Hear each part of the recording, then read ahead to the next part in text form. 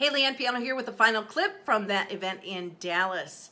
In my keynote, Go For It, we talk about leaders discovering their destiny. And as a leader, your destiny is not just about you. It's about your ability to lead and influence others. Leadership guru John Maxwell says that leadership is influence, nothing more, nothing less, and I agree.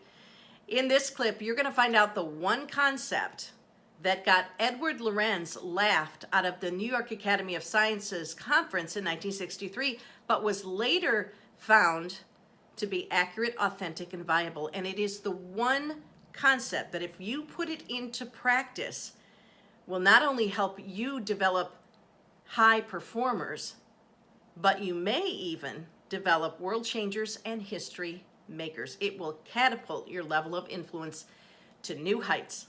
Take a look.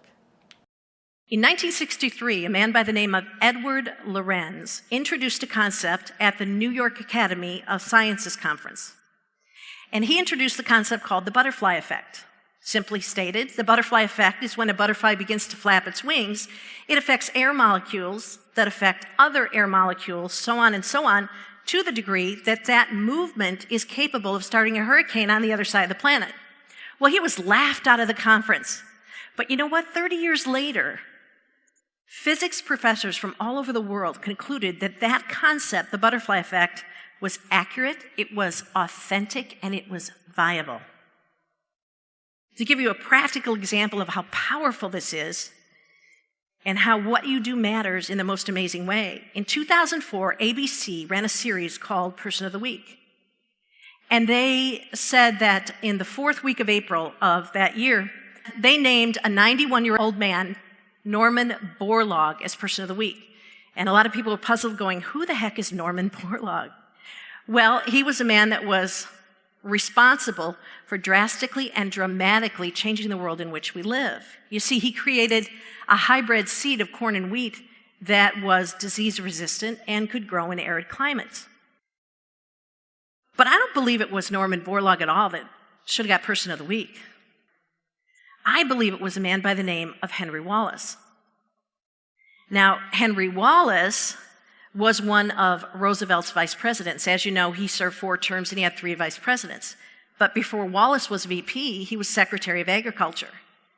When he was elected VP, he used his power to create a station in Mexico whose sole purpose was to create a hybrid seed of corn and wheat that could grow in arid climates, where no other seed could grow before. He put in charge of that project Norman Borlaug. It was Borlaug who won the Nobel Prize, but seeing the connection, I really think it was Henry Wallace that should have won that Person of the Week, and I think it was Wallace who really saved the 2 billion lives.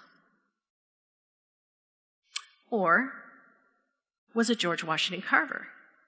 Which you probably don't know about George Washington Carver was that when he was 19 years old and attending Iowa State University, one of his professors allowed him to take his 6-year-old son on botanical expeditions. So when nobody was looking, George Washington Carver flapped his butterfly wings in the direction of little Henry Wallace, giving him a passion for agriculture. So I really believe it was George Washington Carver that saved the 2 billion people.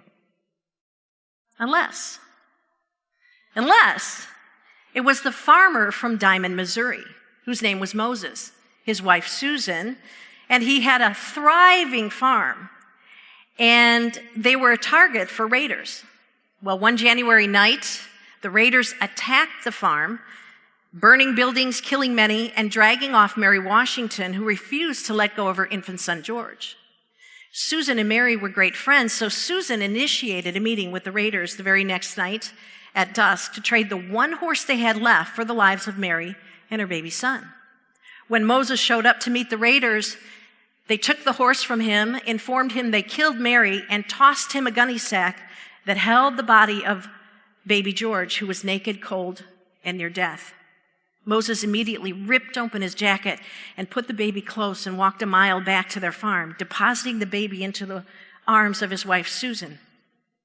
That night, they decided to raise baby George as their own, giving him the name George Washington Carver.